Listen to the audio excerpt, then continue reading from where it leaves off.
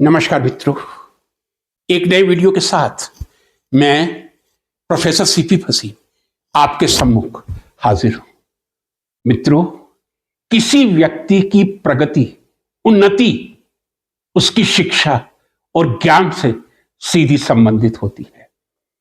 यह दो राय जरूर हो सकती हैं, क्या किसी व्यक्ति की प्रगति को शिक्षा से जोड़ना उचित है, लेकिन इसमें कोई दो राय नहीं हो सकती कि किसी भी व्यक्ति की प्रगति शिक्षा एवं ज्ञान दोनों से ही आगे बढ़ सकती है। शिक्षा नहीं है, यदि ज्ञान है तो भी आप प्रगति कर सकते हैं, लेकिन यदि सफलता का कोई एकमात्र मंत्र है वो ज्ञान ही है, और ज्ञान को प्राप्ति का एक साधन शिक्षा है। आज यदि मैं अपने भारतवर्ष की बात करूं, आजादी को हमें 75 वर्ष पूरे हो चुके हैं, या ये कह दो 76 वर्ष पूरे हो चुके हैं। शिक्षा का इतना विस्तार हुआ है, विश्वविद्यालयों की संख्या जो आजादी के समय लगभग 10 या 15 थी, वो आज 1100 के आसपास पहुंच गई है। कॉलेजेस का नंबर 50,000 के आसपास पहुंच गया है। स्कूलों की संख्या स्वाभाविक रूप से 15 लाख से अधिक है। हमने शिक्षा का विस्तार बहुत अच्छा किया है, एक्सटेंशन बहुत अच्छा किया है, इसमें कोई संदेह नहीं उठता। लेकिन शिक्षा के विस्तार के साथ उसकी गुणवत्ता शिक्षा की सबसे बड़ी विशेषता होती है। आप किसी चीज का विस्तार कीजिए, यदि उसमें गुणवत्ता नहीं है, कोई प्रभाव पड़ने वाला नहीं है। यदि किसी देश की शिक्षा के विस्तार के साथ गुणवत्ता या क्वालिटी नहीं होगी, तो शिक्षा का समुचित रूप से उपयोग होना और देशोन्मुखी उपयोग होना असंभव लगता है। यदि विश्व स्तर पर फिर एक बार हम अपनी शिक्षा की तुलना करें, और तुलना करना बहुत आवश्यक होता है, हम आइसोलेट रह के नहीं जी सकते हैं। अमेरिका के विश्वविद्यालय कहां हैं, यूके के विश्वविद्यालय कहां हैं?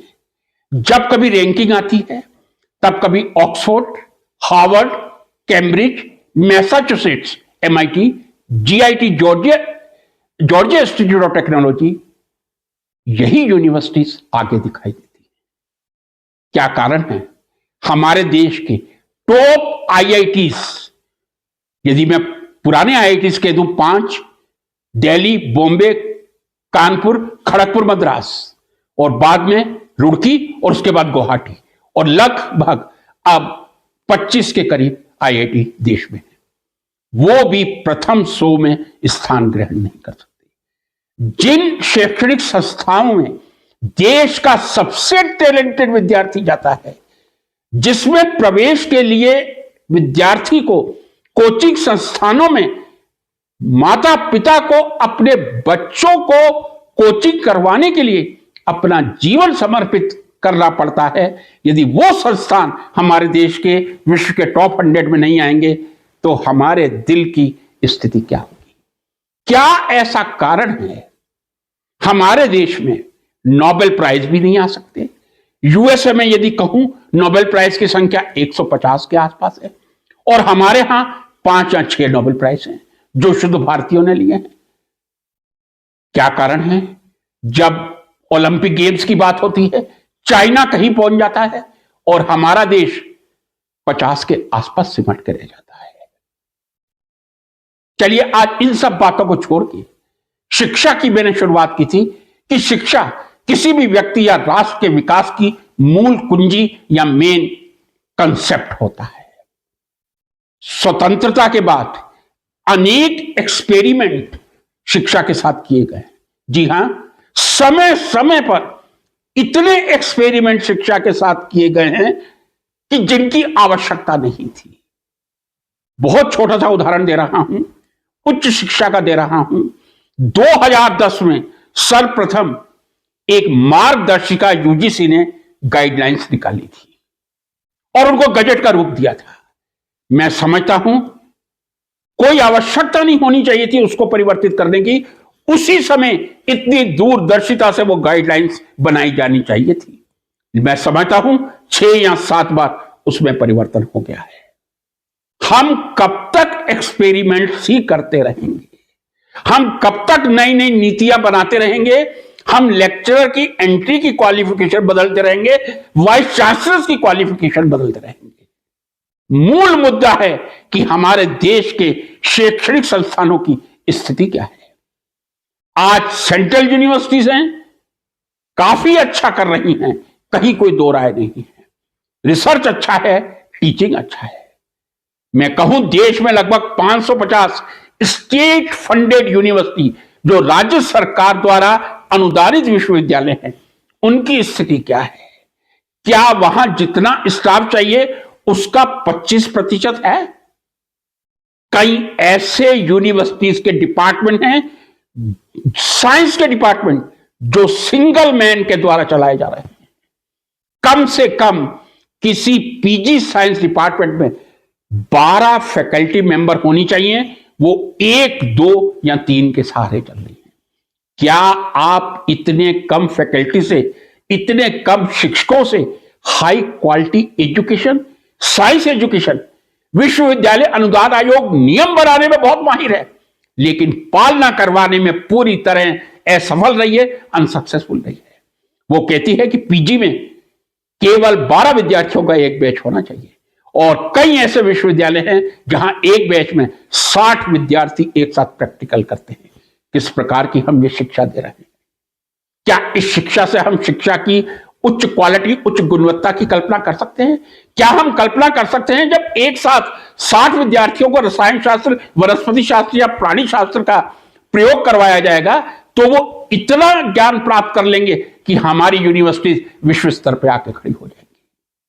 कल मैंने फेसबुक पे एक वैसे ही क्वेश्चन लिख दिया था।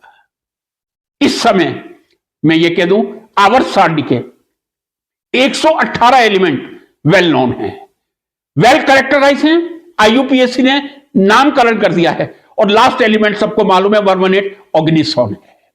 यह भी कुछ समय पहले केबीसी पे भी आया था। लेकिन कल मैंने एक प्रश्न किया था, आशा कर रहा था कि कई केमिस्ट्री के मित्र, जरूरी नहीं केमिस्ट्री के, इसका रिप्लाई देंगे। मेरा प्रश्न यह था, कितने तत्व ऐसे हैं अभी तक आवर्त सारणी में? 118 तत्वों का हम ये कह सकते हैं सफलतापूर्वक परीक्षण करके नामकरण कर दिया गया है। कितने एलिमेंट्स ऐसे हैं जिनकी खोज भारत में हुई है? How many elements are discovered in India? I could not get any reply, but बहुत दुख के साथ मैं कह रहा हूं, 118 में एक भी तत्व ऐसा नहीं है जिसकी भारत में खोज हुई हो। यदि आप नोमेनक्लेचर उठा के देखें, तत्वों का इतिहास उठा के देखें, अनेक तत्व अमेरिका में खोजे गए हैं, अनेक यूएसएसआर में खोजे गए हैं, स्विट्जरलैंड में भी खोजे गए हैं। क्या कारण है?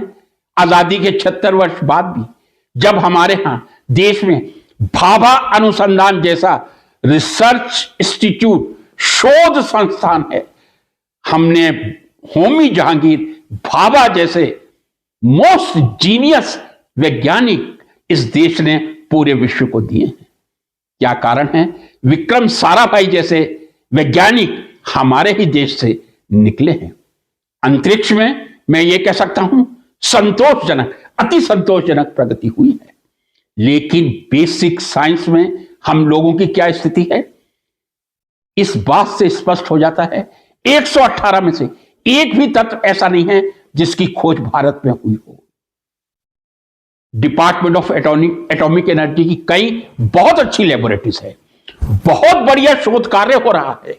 मैं ये कह दूं, हमारे देश की जितनी सीएसआईआर की लेबोरेटरीज हैं, जितनी DST department of science and technology की लेबोरेटरीज हैं, जितनी डिपार्टमेंट ऑफ एटॉमिक एनर्जी की लेबोरेटरीज हैं, जितनी ICAR Indian council of agriculture research की लेबोरेटरीज हैं, जितनी ICMR Indian council of medical research की लेबोरेटरीज हैं, बहुत बढ़िया शोध कार्य कर रहे हैं। लेकिन यदि बहुत अच्छा शोध कार्य हो रहा है, बहुत अच्छे पेपर पब्लिश हो रहे हैं, आजकल एच इंडेक्स की बहुत चर्चा हो रही है, बहुत हाई एच इंडेक्स है, लेकिन उसकी कोई सीमा नहीं है, मैं आपको बता दूं। साइटेशंस किसके कितने हो सकते हैं? हो सकता है 5 लाख साइटेशन वाला वैज्ञानिक इस धरती पे हो। इसकी चर्चा मैं अभी नहीं करूंगा, लेकिन चर्चा में यह करूंगा, यदि हम क्लेम कर रहे हैं कि अब बहुत अच्छे research publication top impact factor वाले जर्नल में पब्लिश कर रहे हैं, क्या कारण है? टॉप 2% साइंटिस्ट हमारे देश में बढ़ रहे हैं, लेकिन फिर भी हमारे देश में नोबेल पुरस्कार नहीं आ रहा। फिर भी हमारी कोई भी university, Delhi university, Banaras Hindu university, Jawaharlal Nehru university, जो एक बहुत अच्छी यूनिवर्सिटी है, विश्व की यूनिवर्सिटीज में कहीं स्थान नहीं रखती। मैं यह निवेदन करना चाहूंगा, यह भी क्वेश्चन हो सकता है कि आप कहने वाले कौन हैं? मैं एक निवृत्त शिक्षक हूं। मैंने अपने 40 साल शिक्षा में समर्पित किए थे और अब भी जितना हो सकता है शिक्षा के बारे में ही सोचता हूं। क्यों? क्योंकि मैं पेंशन ले रहा हूं। यदि पेंशन ले रहा हूं तो इसका यह मतलब नहीं है मैं घर पे आराम करूं। शिक्षा के प्रति चेतना जागृत करूं। राष्ट्र और विश्व स्तर पर रसायन शास्त्र, विज्ञान और एक सामान्य शिक्षा में क्या स्तर चल रहा है, इसकी जानकारी रखूं। इसी उद्देश्य से मैं ये वीडियो लेकर सामने आया। मित्रों, कब तक हम एक्सपेरिमेंट्स करते रहेंगे? हमने बीएड 2 वर्ष का कर दिया, पहले 1 वर्ष का था, फिर 2 वर्ष का कर दिया। क्या 2 वर्ष का बीएड करने से क्या शिक्षण की गुणवत्ता में कोई सुधार आया है? कृपया यदि सुधार आया है तो मेरे इस वीडियो में जरूर कमेंट करें, खासकर मेरे वो प्यारे विद्यार्थी जो किसी भी विद्यालय में किसी भी स्तर पर, प्राथमिक स्तर पर या उच्च माध्यमिक स्तर पर पढ़ा रहे हैं। क्या वास्तव में 2 वर्ष का बीएड करने से शिक्षा के, शिक्षण के स्तर में कोई सुधार हुआ है? मैं नहीं समझता। केवल एक्सपेरिमेंट करने से नहीं, एक्शन की आवश्यकता है। जितने शिक्षक होने चाहिए, अब मैं यदि विद्यालयों की स्थिति बता दूं, कई विद्यालय प्राथमिक ऐसे हैं 1 से 5 तक की कक्षाएं चलती हैं, वहां एक ही शिक्षक है। और मैं दावे के साथ कह सकता हूं, कम से कम मेरे देश में 1 लाख ऐसे स्कूल होंगे जो एक शिक्षक के भरोसे चल रहे हैं। यूनिवर्सिटीज की मैंने स्थिति बता दी। कई विश्वविद्यालय के विभाग ऐसे हैं 1 या 2 के सहारे चल रहे हैं। कृपया फैमिली प्लानिंग का यह फॉर्मूला यहां पे लागू ना करें। जो भागवत जी ने कहा है कि 4, 5, 6, उस फॉर्मूले को लागू करते हुए हम देश के विश्वविद्यालयों में, महाविद्यालयों में और विद्यालयों में शिक्षकों की उचित भर्ती करके, उचित प्रायोगिक सुविधाएं प्रदान करके, इंफ्रास्ट्रक्चर प्रदान करके हम शिक्षा को आगे बढ़ाएं। केवल एक प्रयोग का, एक्सपेरिमेंट का खिलौना बना के ना रखें। यह मेरा केंद्रीय सरकार से, राज्य सरकारों से करबद्ध निवेदन है। नमस्कार।